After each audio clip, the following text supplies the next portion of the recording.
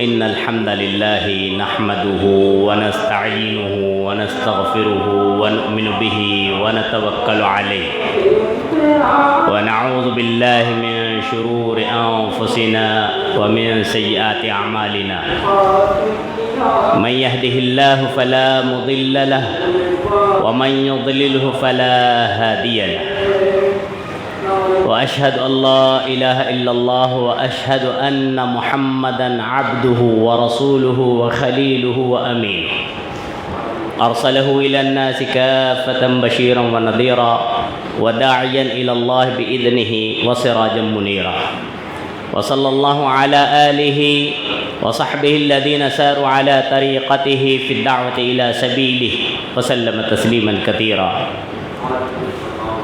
يا أيها الذين آمنوا اتقوا الله حق تقاته ولا تموتن إلا وأنتم مسلمون يا أيها الناس اتقوا ربكم الذي خلقكم من نفس واحدة وخلق منها زوجها وبث منهما رجالا كثيرا ونساء واتقوا الله الذي تساءلون به والأرحام إن الله كان عليكم رقيبا يا أيها الذين آمنوا اتقوا الله وقولوا قولا سديدا يصلح لكم أعمالكم ويغفر لكم ذنوبكم ومن يطع الله ورسوله فقد فاز فوزا عظيما أما بعد فإن خير الحديث كتاب الله وخير الهدي هدي محمد صلى الله عليه وسلم وشر الأمور محدثاتها وكل محدثة بدعة وكل بدعة ضلالة وكل ضلالة في النار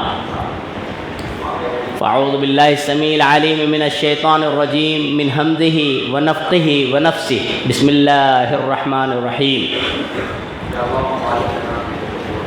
وإن الذين لا يؤمنون بالآخرة عن الصراط لناكبون وقال تعالى بسم الله الرحمن الرحيم يا أيها الناس اتقوا ربكم إن زلزلة الساعة شيء عظيم يوم ترونها تذهل كل مرضعة أما أرضعت وتضع كل ذات حمل حملها وترى الناس سكارى وما هم بسكارى ولكن عذاب الله شديد وقال تعالى بسم الله الرحمن الرحيم فإذا نفخ في الصور نفخة واحدة وحملت الأرض والجبال فدكتا دكة واحدة وجاء في الحديث عن عائشة رضي الله عنها قالت سمعت رسول الله صلى الله عليه وسلم يقول يوم يحشر الناس يوم القيامة عراة غرلا فقلت يا رسول الله صلى الله عليه وسلم الرجال والنساء جميعا ينظر بعضهم إلى بعض قال يا عائشة رضي الله عنها الأمر أشد أن ينظر بعضهم لبعض رواه البخاري ورواه مسلم وقال نبينا عليه الصلاة والسلام عن أنس بن مالك رضي الله عنه عن النبي صلى الله عليه وسلم قال اللهم لا عيش إلا عيش الآخرة رواه البخاري في كتاب الرقاق او كما قال علیہ الصلاۃ والسلام۔ حاضرین جمعہ، نوجوان دوستو، بزرگان دین، خواتین ملت، پردہ نشین میری ماؤں، بہنوں، دیگر معزز حاضرین جمعہ، موضوع کی مناسبت سے میں نے قرآن حکیم کی سورہ مومنون، اسی طرح سورہ حج اور سورہ حاقہ، ان صورتوں کی ایک ایک آیتیں اور ان کا ٹکڑا، اسی طرح بخاری اور مسلم اور ایک بخاری کی جو امام بخاری نے کتاب الرقاق میں حدیث نقل کی ہے، ان حدیثوں کو بیان کیا اور انہی کے تناظر میں کچھ باتیں آج انشاءاللہ قیامت کی ہولناکیاں اس عنوان سے رکھنے کی کوشش کروں گا۔ اللہ تبارک و تعالیٰ سے دعا ہے کہ الہ العالمین مجھے شریعت اسلامیہ کی ہی روشنی میں کہنے اور ہم تمام کو شریعت اسلامیہ پر حتی المقدور عمل پیرا ہونے کی توفیق عنایت فرمائے، آمین۔ اولاً ہر قسم کی تعریف و توصیف اللہ رب العالمین کے لیے لائق و زیبا ہے، جس نے ہمیں بے شمار نعمتوں سے اور دولتوں سے نوازا ہے۔ ساتھ ہی ساتھ درود و سلام ہو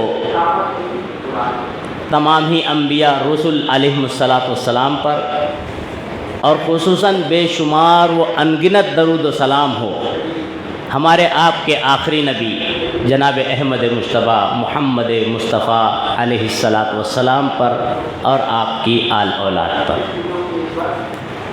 حمد و صلوات کے بعد برادران اسلام، ہم اور آپ اس بات سے واقف ہیں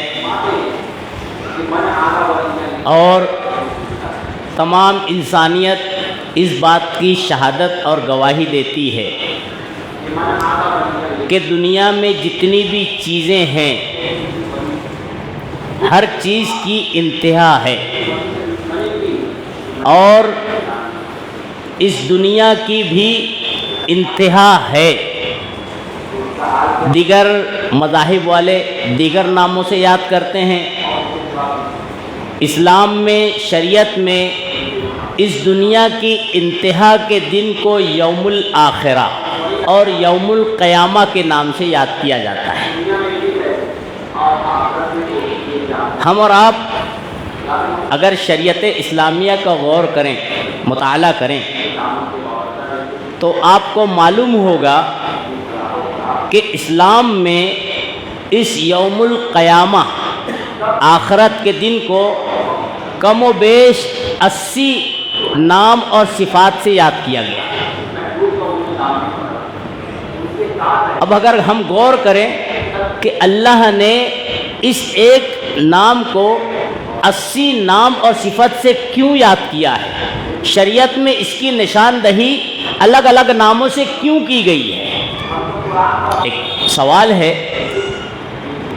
تو اس کے جواب معلوم کرنے کے لیے 3 چیزوں کا ہر مسلمان کو بحیثیت مسلمان جاننا، ذہن نشین رکھنا اور ان کے مطابق عمل کرنا ضروری ہے۔ پہلی چیز یہ کہ بحیثیت مسلمان بلا اختلاف نظریہ، بلا اختلاف مسلک، ہر مسلمان یہ گواہی دیتا ہے کہ ارکان اسلام 5 ہیں اور ارکان ایمان 6 ہیں،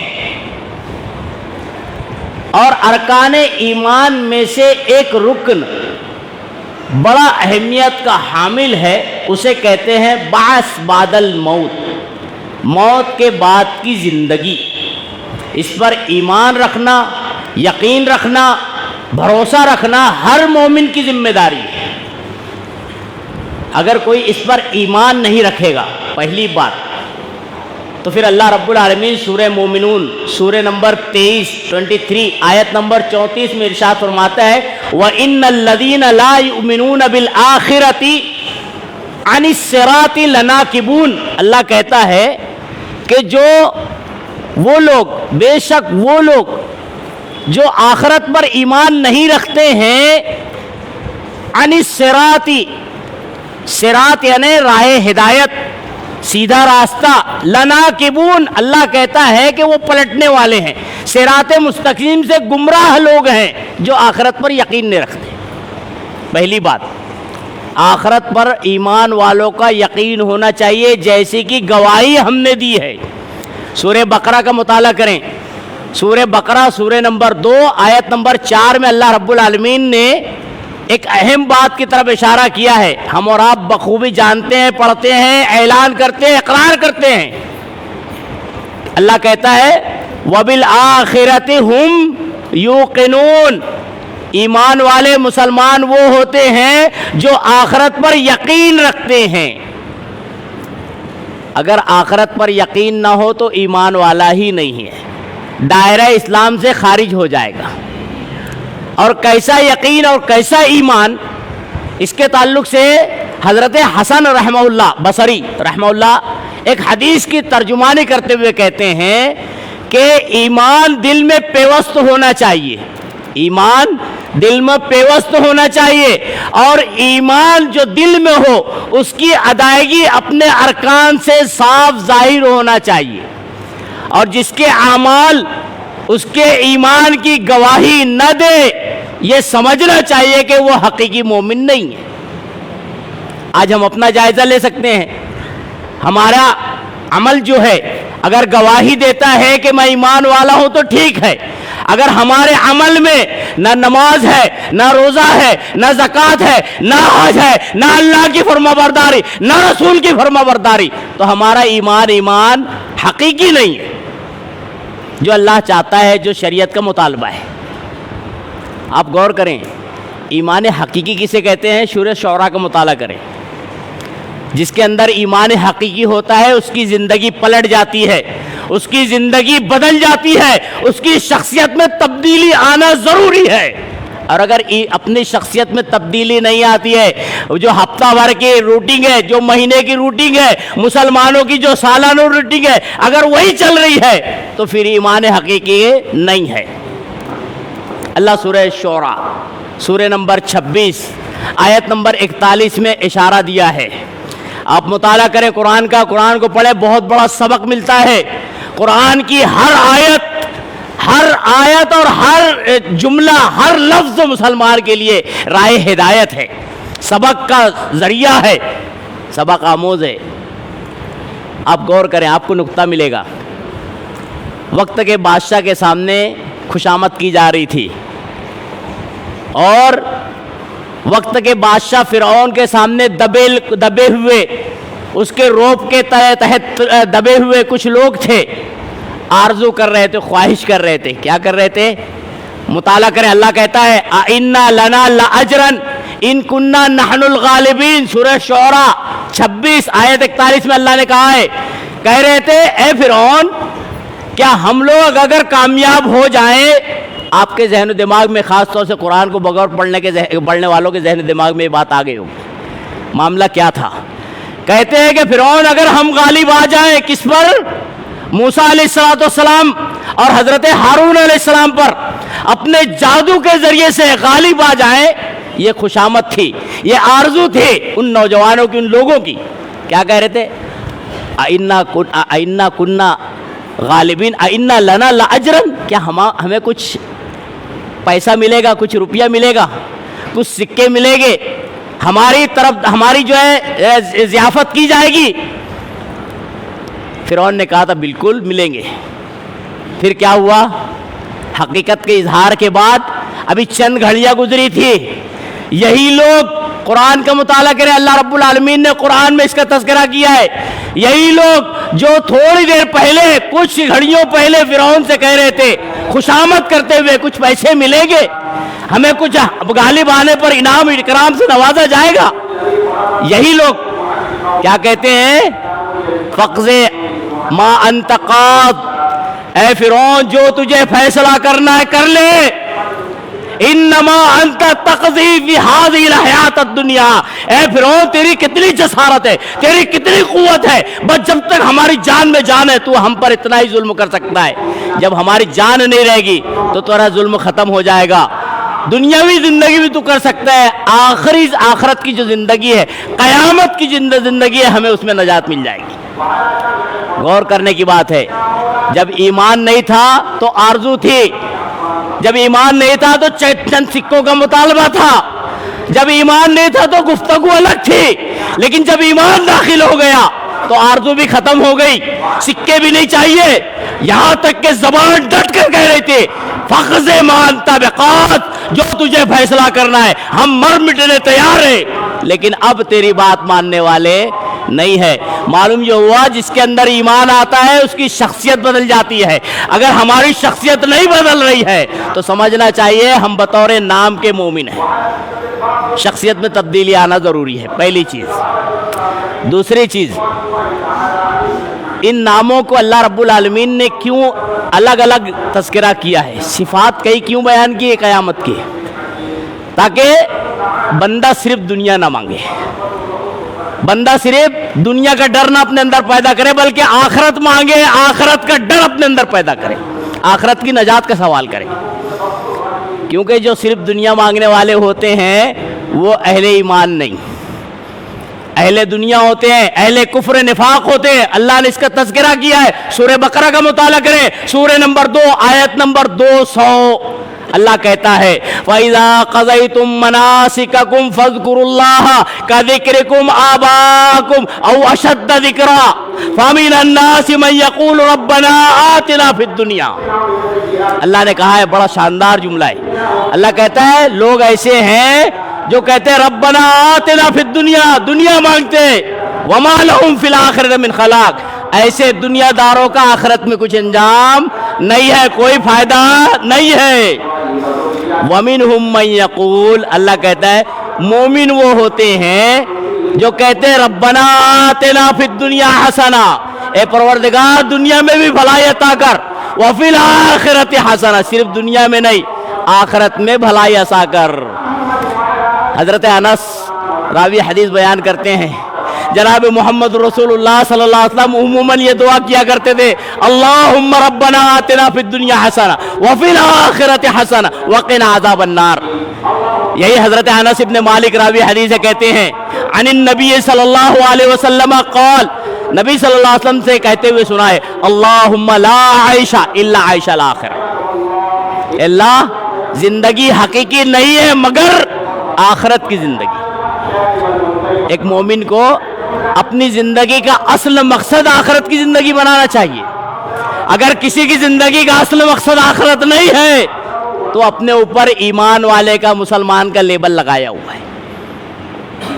تیسری چیز، اللہ رب العالمین نے جو نام اور صفات قیامت کی بیان کی ہے، اسے یوم الحساب کہا ہے، اسے یوم الدین کہا ہے، اسے یوم الحشر کہا ہے، اسے یوم القیامہ کہا ہے، اسے یوم الآخرہ کہا ہے، اسے یوم الندامہ کہا ہے، اسے یوم الحسرہ کہا ہے.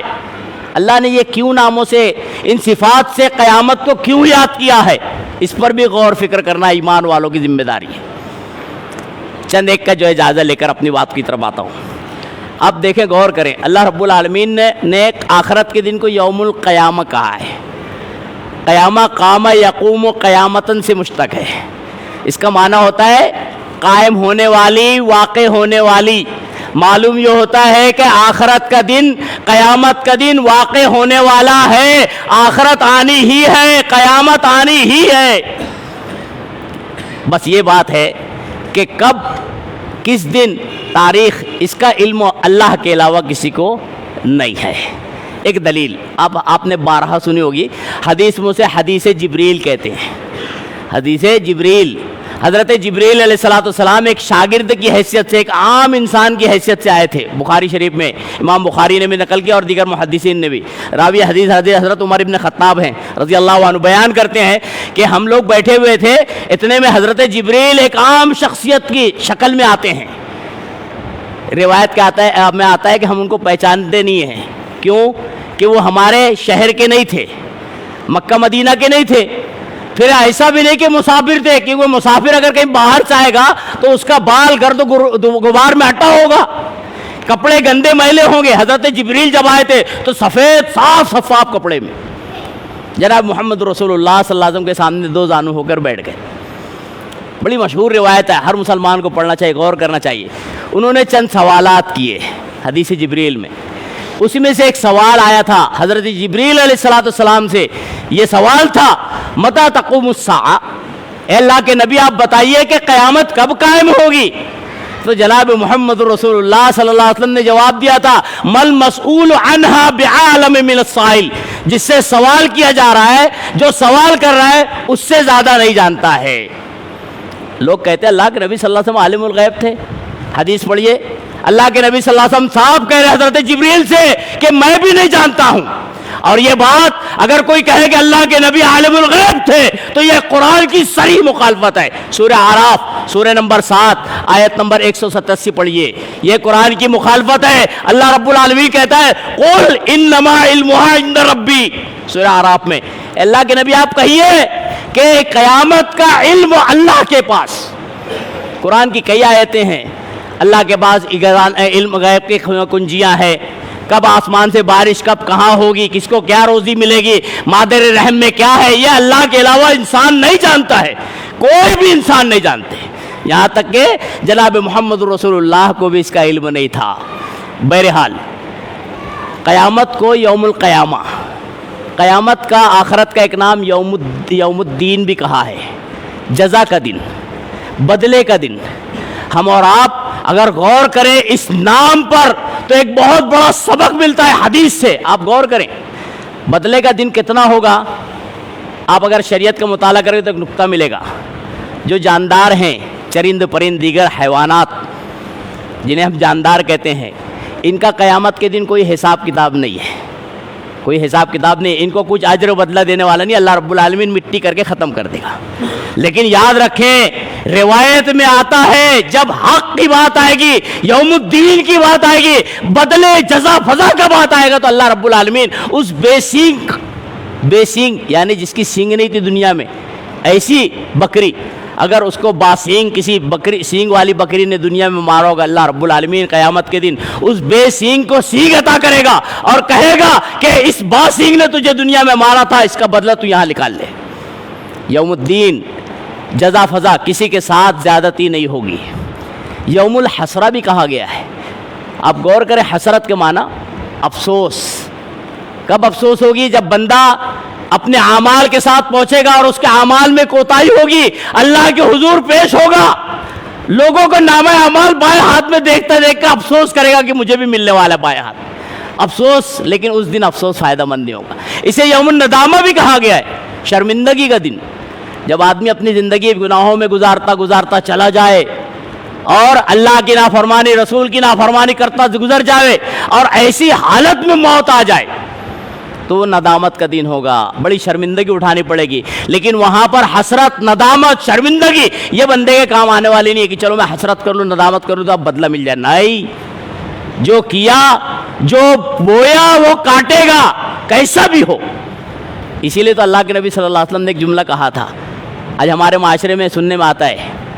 کچھ لوگ کہتے ہیں کہ ابھی کہاں قیامت آن پڑی ہے, اہل ایمان کا یہ شیوا نہیں ہونا چاہیے.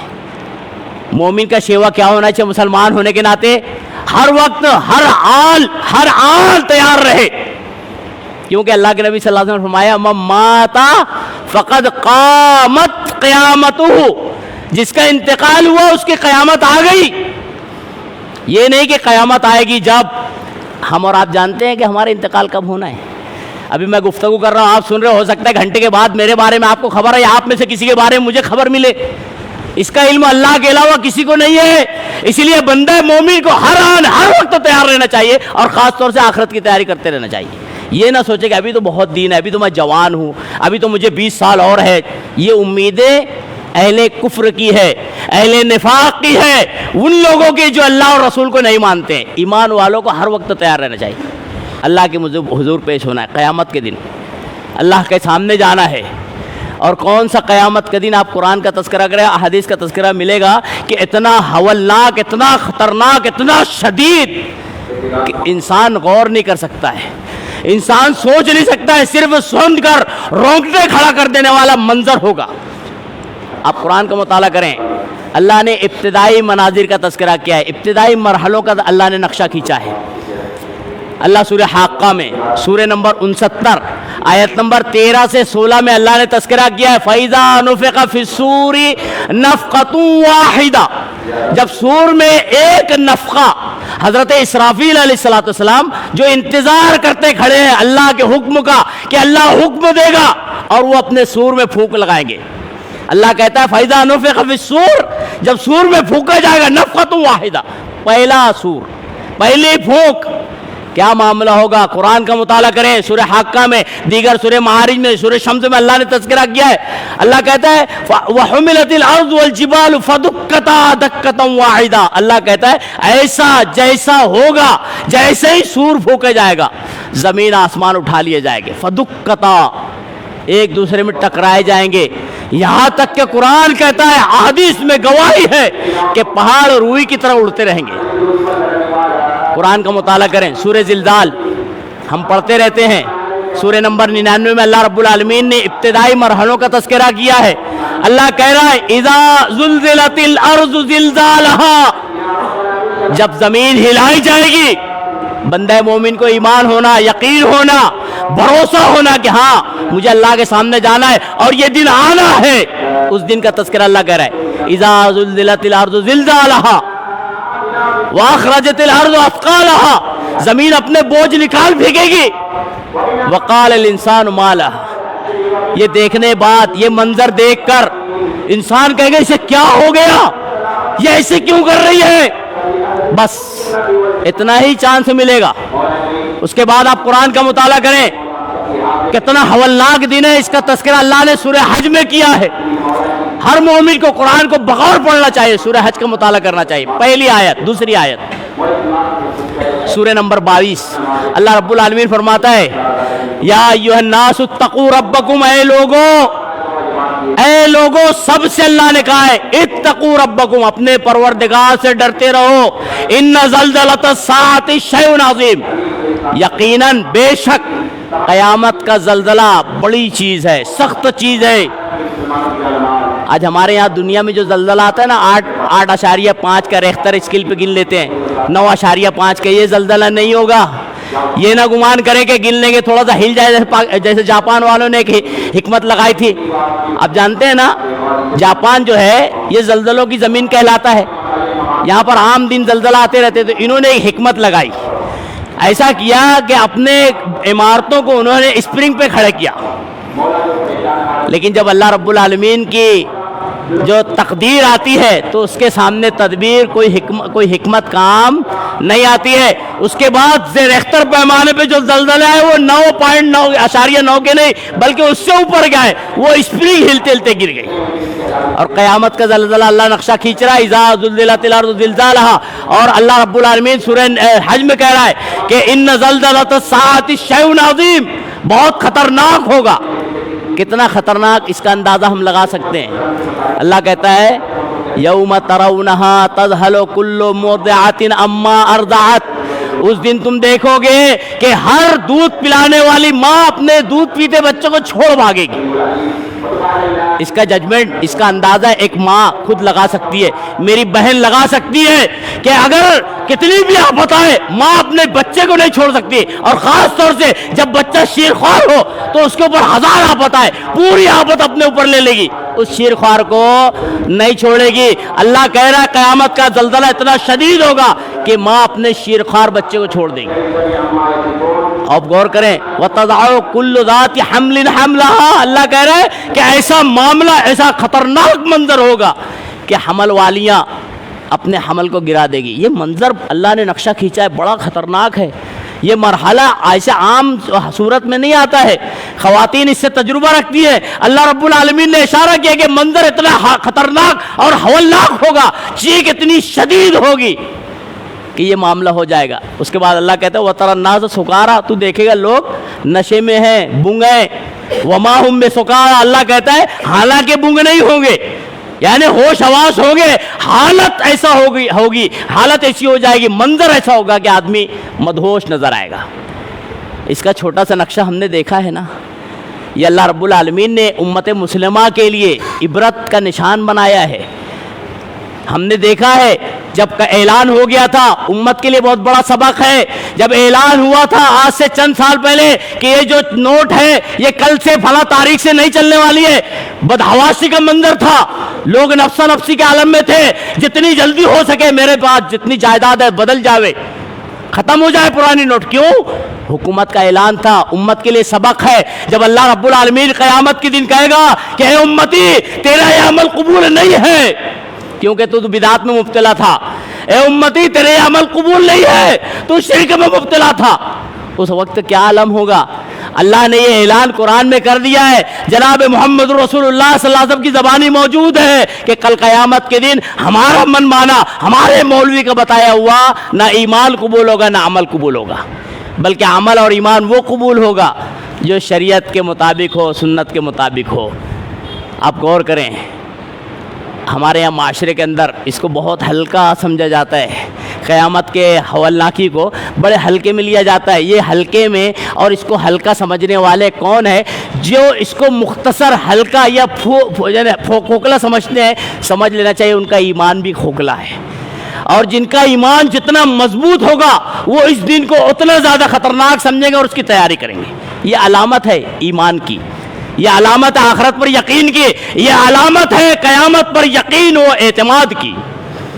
آپ غور کریں، صحابہ کرام کو یقین تھا نا، اسی لیے تو مائی عائشہ کی روایت میں نے جو پڑھی ہے خطبہ مسنونہ کے بعد، کیا جملے ہیں، کیا الفاظ ہیں۔ مائی عائشہ راوی حدیث ہے، بیان کرتی ہے، سمعت رسول اللہ صلی اللہ علیہ وسلم، میں نے رسول اللہ صلی اللہ علیہ وسلم کو کہتے ہوئے سنا ہے، یحشر الناس یوم القیامت حفاتا غرلا، ایک اور الفاظ ہے، قیامت کے دن لوگ ننگے پاؤں ننگے بدن اللہ رب العالمین کے سامنے حاضر ہوں گے۔ واقعی جو ہے بات بڑی اہمیت کی ہے۔ آج ہم اگر گرمی کے ایام میں، خاص طور سے مئی اور جون کا مہینہ ہو یا جون جولائی ہو، تو 1 منٹ تک کے بغیر کسی چپل یا ذریعے کے ہم زمین پر کھڑے نہیں ہو سکتے ہیں۔ ہم تھوڑا سا سبق لیویں، اللہ رب العالمین نے اس منظر کشی کی اس دن کی۔ اللہ رب العالمین کہتا ہے یہ سورج جو آج سائنس سے بتاتا ہے، جبکہ کوئی گیا نہیں ہے، سائنس سے بتاتا ہے 1,30,00,000 مربع میل، جناب محمد رسول اللہ صلی اللہ علیہ وسلم کہتے ہیں اس وقت یہ سورج 1 میل پر آ جائے گا۔ صحابی رسول روایت کرتے ہیں، راوی حدیث مجھے نہیں معلوم 1 میل سے مراد اللہ کے نبی صلی اللہ علیہ وسلم نے 1 کلومیٹر کہا ہے، 1 میل کہا ہے، یا وہ میل جس سے سرما لگایا جاتا ہے۔ اللہ اکبر، اتنا قریب۔ اور اس وقت ہم غور کر سکتے ہیں، جون جولائی میں 1 منٹ کھڑے نہیں رہ پاتے ہیں بغیر کسی سبب کے، چپل وغیرہ کے۔ جب سورج اتنا قریب آ جائے گا، اور دن بھی ایسا نہ سمجھیں کہ چھوٹا سا دن ہو جائے گا۔ قرآن کا مطالعہ کریں، اللہ رب العالمین نے قرآن میں تذکرہ کیا ہے، جو تم دن شمار کرتے ہو اس کا جو ہے 50,000 سال کے برابر ایک دن۔ اللہ اکبر، یہ منظر، یہ دن 50,000، دنیا کے 50,000 سال کے برابر کا ایک دن قیامت کا۔ سورج جو ہے 1 میل پر، اگر 1 میل 1 کلومیٹر والا بھی سمجھ لے، 1 میل پر سورج ہے۔ مئی جون سے ہم جو ہے ججمنٹ لگا سکتے ہیں، ہم جو ہے 1 منٹ سے زیادہ کھڑے نہیں رہ پاتے ہیں۔ سورج 1 میل ہوگا، جناب محمد رسول اللہ نے اشارہ کیا ہے کہ اس وقت کنڈیشن کیا ہوگی، کوئی اپنے ٹخنے کے اوپر تک، کوئی اپنے گھٹنوں تک، جناب محمد رسول اللہ کہتے ہیں کوئی اپنی کوکھ تک، یہاں تک کہ کوئی اپنے منہ اور چہرے تک، اور یہاں تک کہ روایت میں ملتا ہے کہ کوئی پسینے میں ڈوبا ہوا ہوگا۔ تپشی اتنی ہوگی، گرمی اتنی شدید ہوگی۔ اس ہولناک منظر کی طرف اللہ رب العالمین نے سورہ حاقہ میں، سورہ معارج میں تذکرہ کیا ہے، اور کتنا ہولناک دن ہوگا۔ ہم اور آپ تذکرہ سن سکتے ہیں، سمجھ سکتے ہیں۔ اللہ رب العالمین سورہ عبس میں، سورہ عبس سورہ نمبر 80 آیت نمبر 34 میں اس کا تذکرہ کیا۔ اللہ فرماتا ہے یوم یفر المرء من اخیہ وامہ وابیہ وصاحبتہ وبنی۔ اللہ اکبر، اللہ کہہ رہا ہے کہ قیامت کا منظر اتنا ہولناک ہوگا کہ اس دن اپنے بندے کو اپنے بیٹے سے کوئی محبت نہیں۔ یفر المرء من اخیہ، بھائی سے بھائی بھاگے گا، ماں بیٹے سے، ماں بیٹا باپ سے، سب ایک دوسرے سے بھاگ رہے ہوں گے، بچا رہے ہوں گے اپنے آپ کو۔ ایسا نفسا نفسی کا عالم ہوگا، اتنا نفسا نفسی کا عالم۔ آپ منظر کا غور کر سکتے ہیں، نقشہ دیکھ سکتے ہیں، سوچ سکتے ہیں، عبرت حاصل کر سکتے ہیں کہ انبیاء علیہ السلام کیا جملہ کہیں گے، نفسی نفسی۔ انبیاء پر یہ کنڈیشن ہوگی، نبیوں پر نبی کہیں گے نفسی نفسی، بس آج میں کسی طرح سے چھوٹ جاؤں، آج میں بچ جاؤں، میری نفس بس۔ ایک روایت میں آتا ہے انبیاء کہیں گے سلم سلم، اللہ مجھے سلامت رکھ، اللہ مجھے سلامت رکھ۔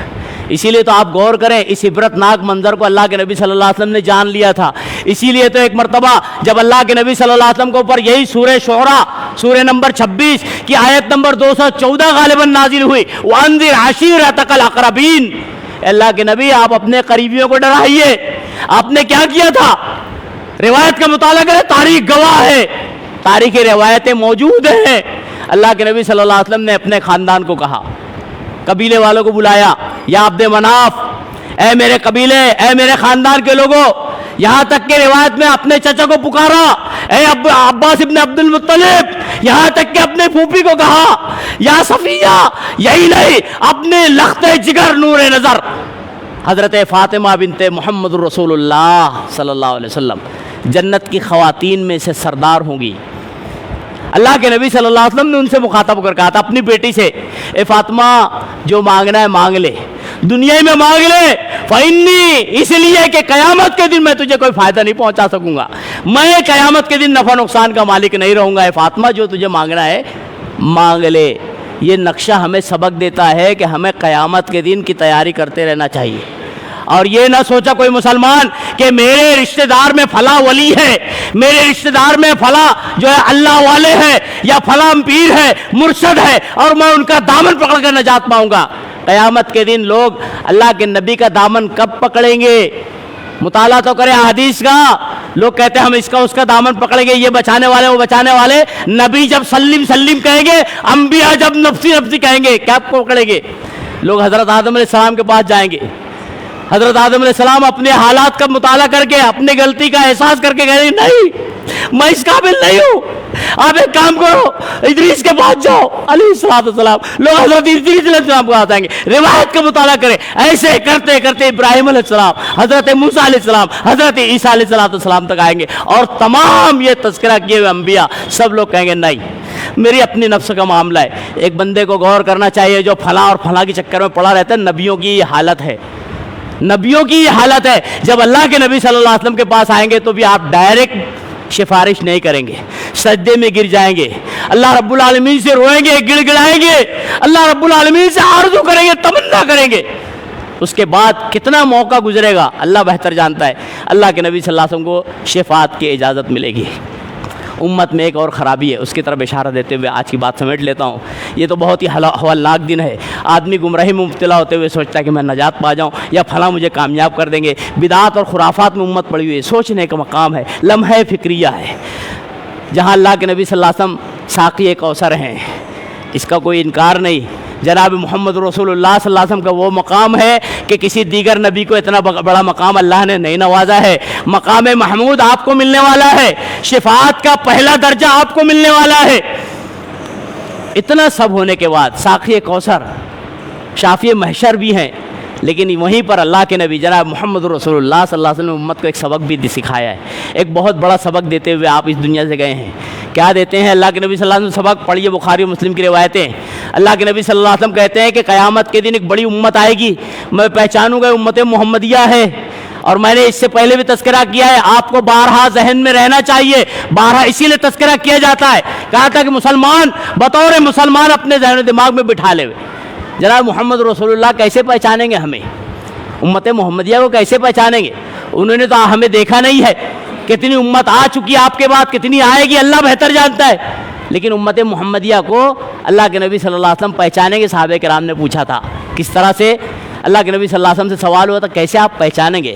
تو اللہ کے نبی صلی اللہ علیہ وسلم نے کہا تھا کہ اے لوگو، میں امت محمدیہ کو اس طرح پہچانوں گا جیسے تم میں کوئی آدمی گھوڑے پالتا ہے، اس کے پاس سب کالے گھوڑے ہیں، ایک گھوڑا ایسا ہے جس کے چہرے پر، ہاتھوں پر، پیروں پر تھوڑا تھوڑا سفید ہے، کلر سفید ہے، کیا اپنے ان کالے گھوڑوں میں سے اس گھوڑے کو اسے ڈھونڈنے میں تکلیف ہوگی؟ صحابہ کرام نے کہا بالکل نہیں۔ اللہ کے نبی صلی اللہ علیہ وسلم جناب محمد رسول اللہ صلی اللہ علیہ وسلم کہتے ہیں ایسا ہی قیامت کے دن میں امت محمدیہ کو دیگر امتوں کے مقابلے میں پہچانوں گا کہ ہاں یہ امت محمدیہ ہے۔ کیسے پہچانیں گے؟ آثار وضو، نبی صلی اللہ علیہ وسلم کہتے ہیں کہ میں امت محمدیہ کو آثار وضو، جو وضو کرتے ہیں نا اس کے آثار سے، اسی لیے اللہ کے نبی صلی اللہ علیہ وسلم نے امت محمدیہ کو کہا ہے کہ جب وضو بنائے تو وضو میں یہاں جہاں حکم ہے اس سے تھوڑا بڑھا لے تاکہ زیادہ چمکے قیامت کے دن۔ لیکن بڑھانے سے مراد ایسا نہیں ہے کہ اپنے من سے یہاں تک بڑھا لے، یہاں تک من سے اسلام نہیں ہے جو جناب محمد رسول اللہ نے بیان کی۔ قیامت کے دن چمکے گئے اللہ کے نبی صلی اللہ علیہ وسلم پہچانیں گے۔ اب میں اپنی بات پر آتا ہوں، امت محمدیہ کو پہچانیں گے، اور جب قریب آئے گی وہ امت، بڑا طبقہ، فرشتے بیچ میں رکاوٹ بنیں گے۔ اللہ کے نبی صلی اللہ علیہ وسلم فرشتوں سے نہیں ڈانٹیں گے کیوں رکاوٹ بن رہے امت محمدیہ ہے۔ امت کو غور کرنا چاہیے کیسے پہچانے تھے؟ یہ امت واوضو رہنے والی امت، یہ امت نماز پڑھنے والی امت، یہ امت روزہ رکھنے والی امت، یہ امت نبی پر جان بچھاور کرنے والی امت۔ اللہ کے نبی اس امت کو پہچانیں گے آثار وضو سے، فرشتے رکاوٹ بنے گے، اللہ کے نبی صلی اللہ علیہ وسلم اللہ سے شکوہ کریں گے، اللہ یہ امتی میری امت ہے، یہ رکاوٹ کیوں بن رہی ہے؟ انہیں ساقی ہے، میں کوثر ہوں، میں کوثر کا جام پلانا چاہتا ہوں، کیوں نہیں پلانے دیا جاتا ہے؟ اللہ کے نبی صلی اللہ علیہ وسلم کو کہا جائے گا یا نبی یا محمد صلی اللہ علیہ وسلم لا تعلم ما احدث بعدک، آپ نہیں جانتے انہوں نے دین میں نئی نئی بدعتیں اختیار کر لی تھی، اس کا نتیجہ انہیں جہنم میں پھینکا جا رہا ہے۔ اس لیے بندہ مومن کو پہلے تو یہ کہ آخرت کی فکر کرنا چاہیے، دنیا کو سب کچھ نہیں سمجھنا چاہیے، آخرت کو سب کچھ سمجھنا چاہیے۔ یہ عارضی دنیا چھوڑ کے آخرت میں ہمیں اللہ کے سامنے حقیقی دنیا میں جانا ہے، اس کا انتظام کرتے رہنا چاہیے، اس کی ہولناکیوں کو پڑھنا سننا اور اس کے مطابق اپنے آپ کو بچانے کی تدبیر کرتے رہنا چاہیے۔ کوشش یہ کرنا چاہیے کہ قیامت کے دن ہم اللہ کے سامنے جائے تو خوش خرم ہو، رسوا نہ ہو۔ دوسری چیز یہ کہ بدعات اور خرافات سے، شرک سے بندہ مومن کو ہر وقت بچانا چاہیے، ورنہ یہ تینوں چیزیں ایسی ہیں جو آدمی کو ہمیشہ کے لیے رسوا کر سکتی ہے۔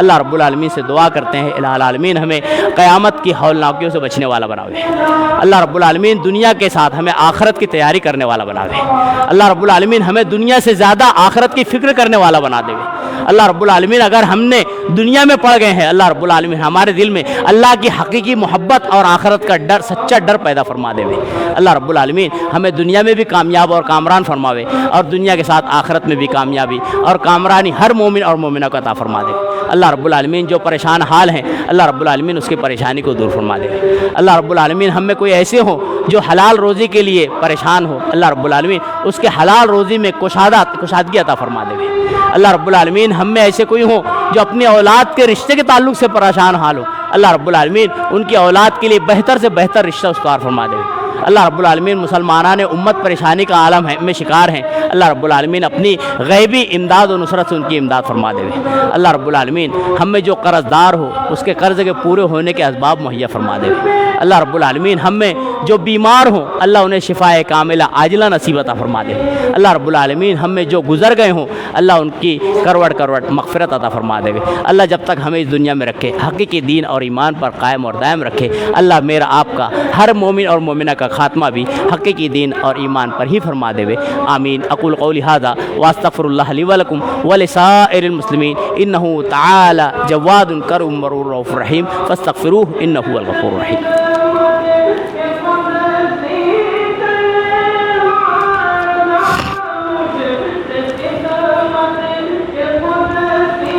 الحمد للہ نحمده ونستعینه ونستغفره ونؤمن به ونتوکل علیہ ونعوذ باللہ من شرور انفسنا ومن سیئات اعمالنا من يهده الله فلا مضل له ومن يضلل فلا هادي له واشهد ان لا اله الا الله واشهد ان محمدا عبده ورسوله اما بعد قال الله تبارك وتعالى اعوذ باللہ من الشیطان الرجیم بسم اللہ الرحمن الرحیم ان اللہ وملائکته يصلون علی النبی یا ایها الذین آمنوا صلوا علیہ وسلموا تسلیما اللهم صل علی محمد وعلى آل محمد كما صليت على إبراهيم وعلى آل إبراهيم إنك حميد مجيد اللهم بارك على محمد وعلى آل محمد كما باركت على إبراهيم وعلى آل إبراهيم إنك حميد مجيد اللهم انصر الإسلام والمسلمين اللهم انصر من نصر دين محمد صلى الله عليه وسلم واجعلنا منهم واخذل من خذل عن دين محمد صلى الله عليه وسلم ولا تجعلنا منهم آمين عباد الله رحمني ورحمكم الله إن الله يأمر بالعدل والإحسان وإيتاء ذي القربى وينهى عن الفحشاء والمنكر والبغي يعظكم لعلكم تذكرون اذكروا الله يذكركم وادعوه يستجب لكم ولذكر الله تعالى أعلى وأولى وأجل وأتم